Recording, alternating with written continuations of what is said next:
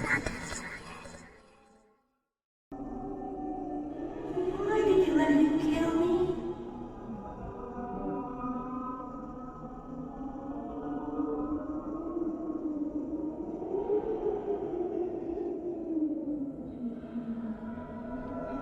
It was the clown. Make the clown go away.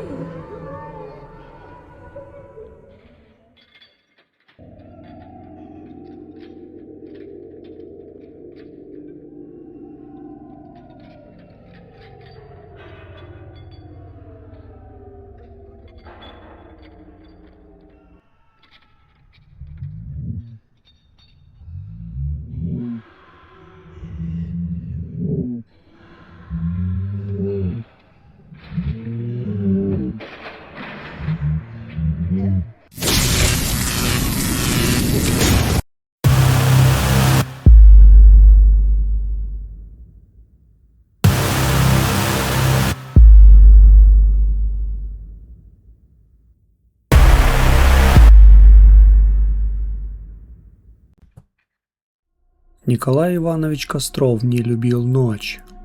После 55 она стала для него врагом. Мешала видеть ямы на асфальте, заставляла щуриться на встречные фары. И главное, будила в памяти то, что он старательно заливал водкой уже 20 лет. 20 лет прошло с той зимы, но когда ветер завивал глушители его старого КамАЗа, так же, как был тогда в лесу, он нажимал педаль газа до пола, лишь бы заглушить этот звук. Сегодня был его последний рейс. Он вез партию медицинского оборудования в областной центр, а оттуда должен был сдать машину на пенсию. Сын звал в город. Внучка просила рассказывать сказки. Костров согласился. Хватит. Дорога забрала у него все. Жену, которая не дождалась, здоровье и, возможно, рассудок. Он выехал из Тюмени в полдень, рассчитывая к полуночи быть на подъезде к Перми. Но навигатор, старый, покрытый трещинами китайский прибор, внезапно перестал показывать спутники. Карта застыла, а затем и вовсе погасла. Рация захрипела белым шумом. «Чёртова техника!» – проворчал Костров, постучал по приборной панели костяшками пальцев. «Все одно к старости». Он знал эту дорогу как своих 5 пальцев.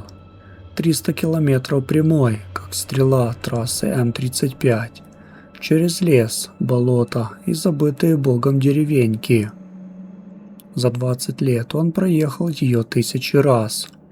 Но сейчас, когда он въехал в знакомый сосновый бор, его пробрала дрожь. Вместо привычного прямого асфальта дорога петляла. Асфальт сменился щебенкой, щебенка глиной, а затем и вовсе исчез. Костров остановился. Фары выхватили из темноты старый ржавый дорожный указатель, которого здесь никогда не было. На указателе, выцветшей белой краской, было выведено: станция Луговая, 17 километров. Костров похолодел. Станция Луговая. Это место было стерто с карт еще в 90-х. Там был лесопункт, зона и психушка. Говорили, в 92-м там случился пожар, и все сгорели дотла. Он сам проезжал мимо руин десятки раз, но указателя никогда не было. «Глюки», — сказал он сам себе, сглотнув вязкую слюну. «Усталость, давление, надо ехать дальше». Он нажал на газ, машина дернулась, и вместо того, чтобы ехать вперед, поехала вправо, словно кто-то невидимый повернул руль. Костров вцепился в баранку, но пальцы онемели. КамАЗ медленно, неуловимо съехал на грунтовку, уходящую вглубь леса, туда, где, по логике, должна была быть трясина. Двигатель заглох. В полной тишине Костров услышал звук, от которого волосы на его голове зашевелились. Это был не ветер, это был голос, тонкий детский голос, доносящийся из темноты за водительской дверью. «Дедушка, вы к нам?» Глава 1. Незваные гости. Костров замер. Сердце колотилось где-то в горле. Он медленно повернул голову к боковому зеркалу. В темноте, освещенной слабым светом габаритов, он увидел фигуру. Маленькую детскую, стоящую прямо посреди грязной дороги. Лица не было видно, только силуэт в драной куртке. «Ты кто?» — хрипло спросил Костров, пытаясь завести двигатель. Стартер крутил мертво. Аккумулятор сел, хотя полчаса назад был заряжен полностью. «Дедушка, там темно!» Голос стал ближе. Фигура приблизилась к двери, и Костров увидел лицо. Это была девочка лет 10, с неестественно бледной кожей и огромными черными глазами, в которых не было зрачков. Она улыбалась, но улыбка не касалась глаз. «Вы подвезете нас? Нас много. Мы замерзли. Нам нужно в город». Костров перевел взгляд вперед, на дорогу. Там, за туманом, который сгустился за секунду, стояли люди. Сотни людей. Мужчины, женщины, дети. Все в рваной, обгоревшей одежде. Они стояли неподвижно, словно манекены, и все смотрели на его фуру. «Валите отсюда!» – заорал Костров, нажимая на клаксон. Клаксон выдал жалкий писк, похожий на предсмертный вздох. Девочка засмеялась. Смех был сухим, как шелест осенних листьев. «Вы нас не помните, дедушка?» — сказала она, проводя пальцем по стеклу. Там, где прошел ее палец, стекло покрывалось инеем, хотя в кабине было жарко. «А мы помним вас. Вы здесь проезжали, когда все горело. Вы видели нас, но не остановились. Вы думали, это куклы?» В голове Кострова что-то щелкнуло. 20 лет назад. Зима 2003-го. Он действительно проезжал мимо Луговой в ту ночь, когда там случился пожар. Он видел горящее здание, слышал крики, но боялся связываться с ментами. Он нажал на газ и уехал. На следующее утро в новостях сказали: в результате пожара в лечебно-трудовом профилактории погибло 78 человек. Причина – неисправность проводки. Он выдохнул, сглотнул, закрыл глаза на мгновение. Когда он их открыл, девочка исчезла. Люди на дороге тоже исчезли, но туман остался. Он запомнил все вокруг, стал плотным, как вата. Фары упирались в белую стену, свет не проходил дальше метра. Костров закурил дрожащими руками. Сигарета погасла, словно воздух был разрежен. «Это сон», – прошептал он. «Просто сон. Я уснул за рулем». Он ущипнул себя за руку. Боль была острой, настоящей. Он посмотрел на часы. Стрелки застыли на 23:47. Минуты не шли. В этот момент сзади, из прицепа, Раздался глухой удар. Затем второй, третий. Кто-то барабанил по стальным бортам изнутри. «Там только медицинское оборудование», — дрогнувшим голосом сказал Костров. «Капельницы, бинты». Еще один удар, сильнее. Металл прогнулся. И тогда Костров услышал голоса, много голосов, шепчущих одновременно. «Открой, дедушка! Мы не злые.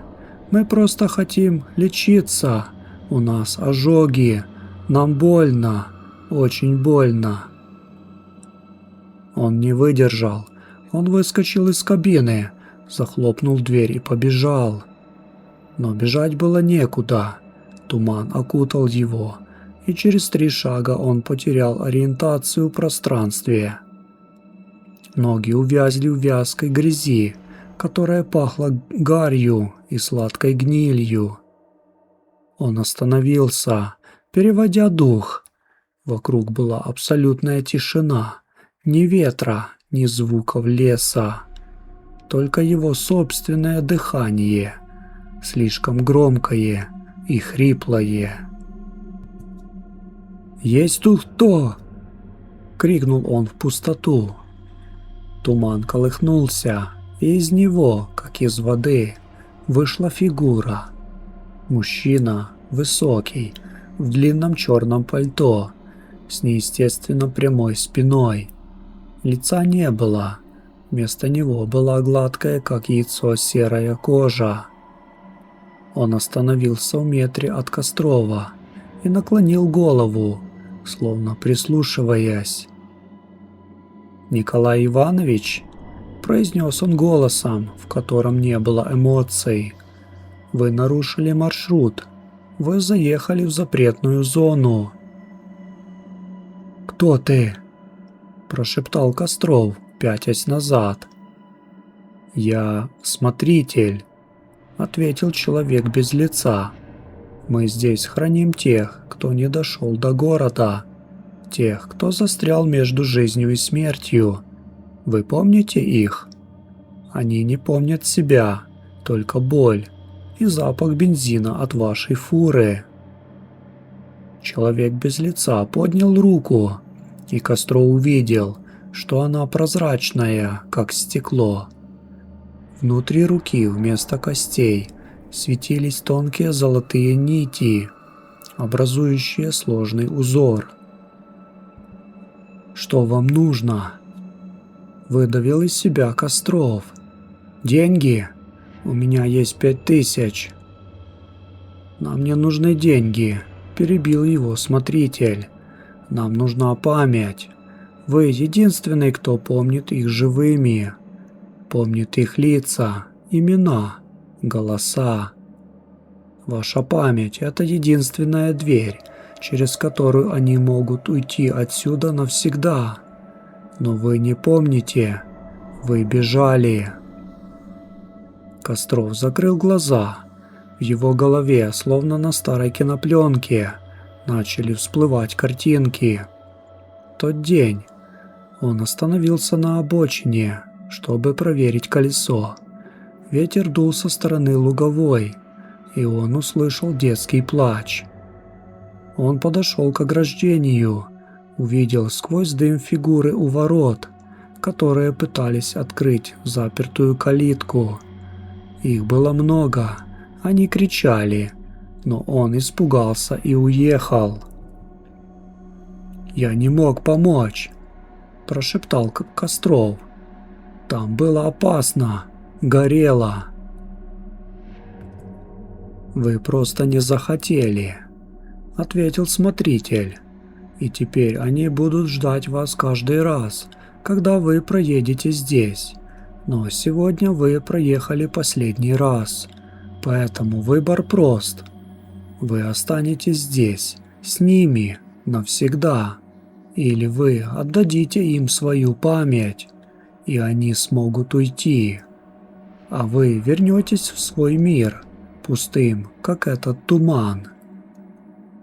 Глава 2. Цена прощения. Костров стоял на коленях в грязи. Ему было холодно, очень холодно, как никогда в жизни.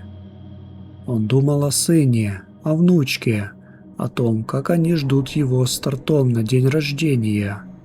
Он думал о жене, которая умерла от рака 3 года назад, и которой он так и не сказал, как сильно любит ее. «Заберите», — тихо сказал он, — «заберите все, только отпустите». Смотритель кивнул. Из тумана снова вышли люди. Они приближались, и Костров увидел их обгоревшие лица, видел слезы, которые испарялись, не долетая до земли. Они окружили его и протянули руки. Когда их пальцы коснулись его висков, он почувствовал, как из него что-то вытягивают. Теплая, пульсирующая струя воспоминаний покидала его мозг. Он видел, как тает его детство, как исчезают лица родителей, как забывает первую любовь, имя учительницы, вкус бабушкиных пирожков. Все, что делало его человеком, уходило в эти 100 рук. Он закричал, но крик не был звуком. Это была вспышка света, которая разорвала туман. Костров пришел в себя за рулем КамАЗа. Он сидел, пристегнутый ремнем, и смотрел на дорогу. За окном светило солнце. Было утро.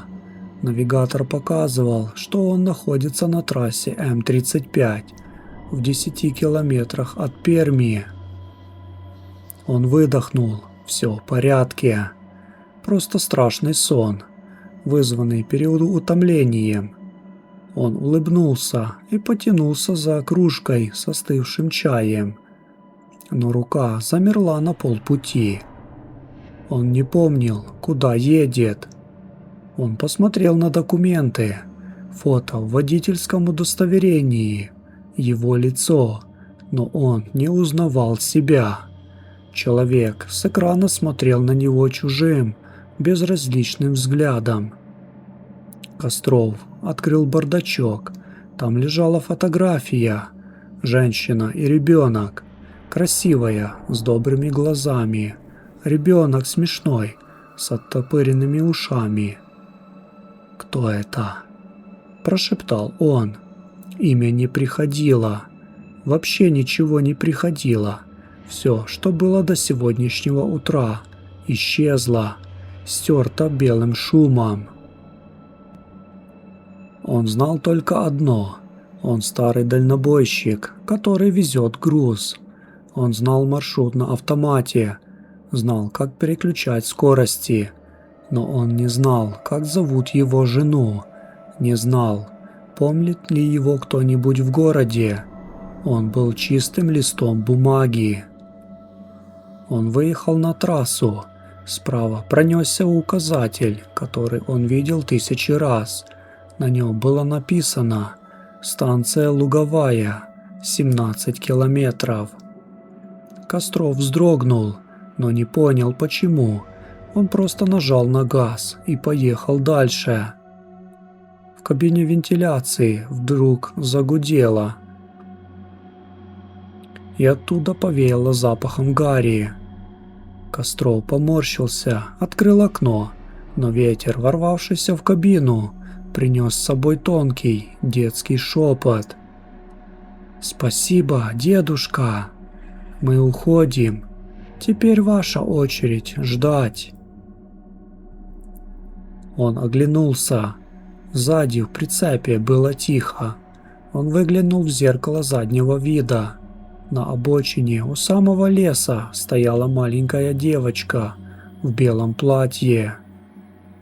Она махала ему рукой. Костров хотел остановиться, но что-то внутри, на самом дне пустой души, закричала: «Не останавливайся, не оглядывайся!» Он вжал педаль газа в пол. Эпилог. Чужие лица. Костров добрался до Перми через час. Сдал груз, получил расчет. Диспетчер, молодой парень, улыбнулся ему и сказал: «Ну что, Костров, на пенсию? Сын с внучкой, небось, заждались?»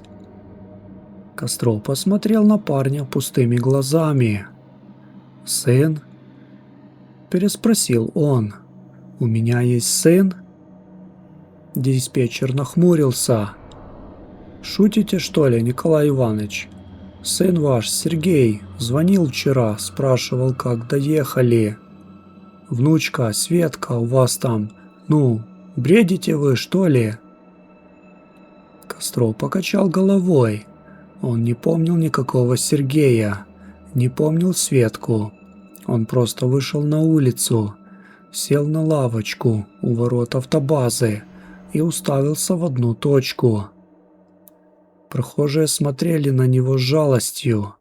Старый седой мужик сидит и молчит. В глазах пустота, абсолютная, мертвая пустота. Через неделю его нашли сын и внучка.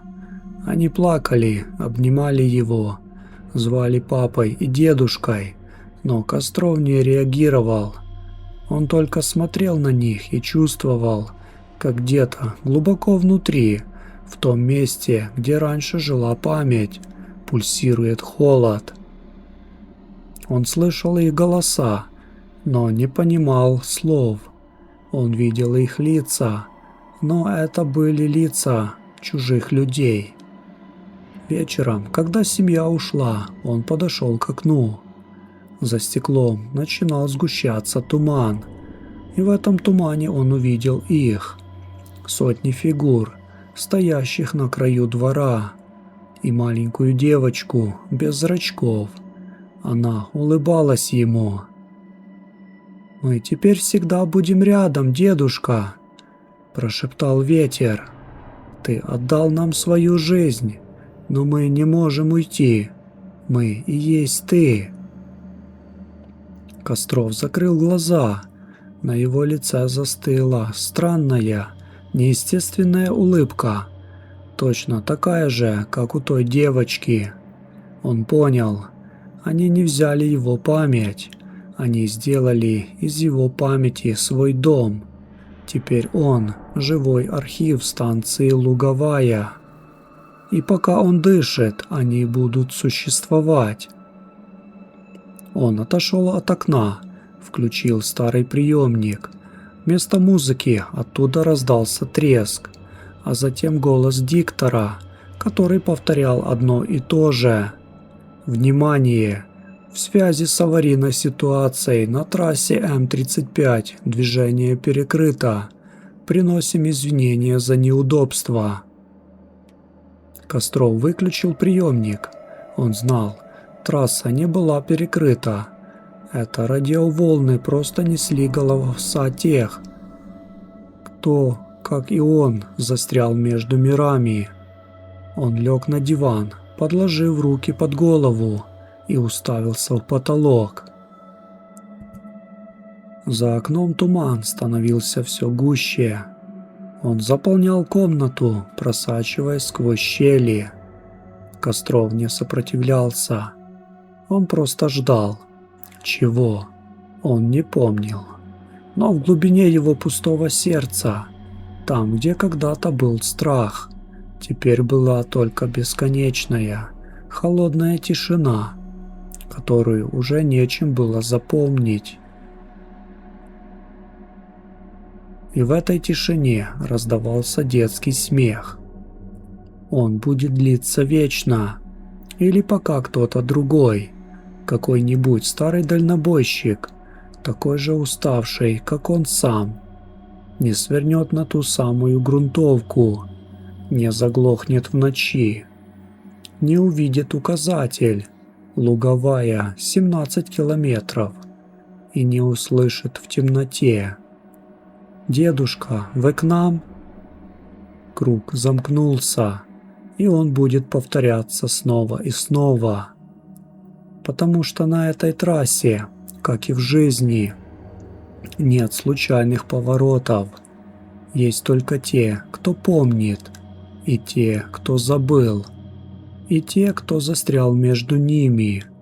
Вечные попутчики в тумане, ищущие выход, которого больше не существует.